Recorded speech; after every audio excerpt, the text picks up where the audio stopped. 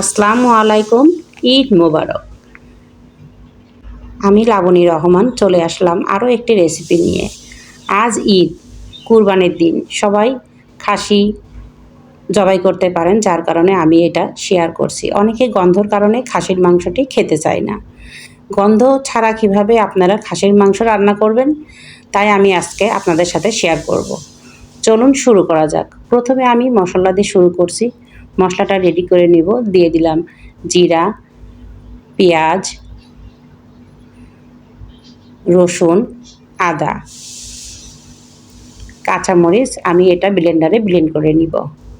Blender করে আমি এটা মেরিনেটের জন্য দিয়ে দিলাম। মশলাটা দিয়ে দিলাম হলুদ, ঝালের গুঁড়া, ধনিয়ার গুঁড়া, পরিমাণ মতো লবণ। আর এটা একটা স্পেশাল মশলা, এটা আমি জয়ত্রী দিয়ে তৈরি করেছি।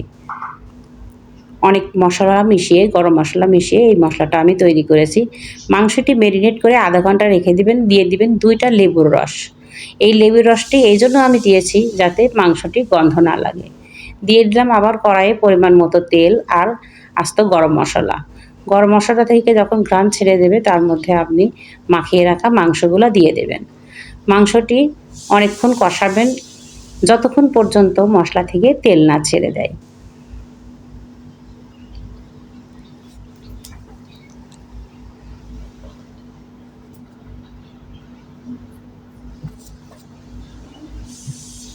ঢাকনা দিয়ে ঢেকে আমি কিছুক্ষণ জাল করব।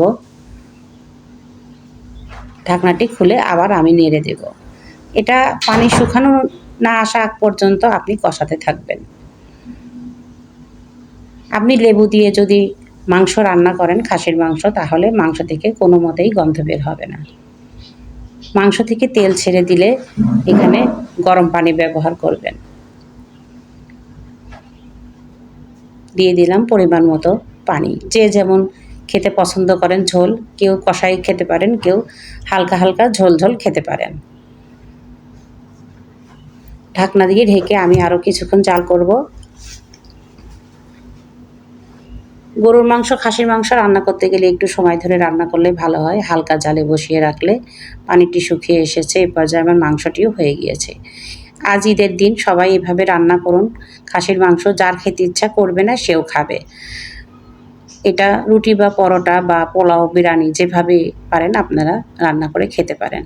আমার ভিডিওটা যদি আজকে আপনাদের ভালো লেগে থাকে, তাহলে like, comment, share and subscribe করে দিবেন। ভালো থাকুন, সুস্থ থাকুন। আল্লাহ হাফেজ। ঈদ মোবারক।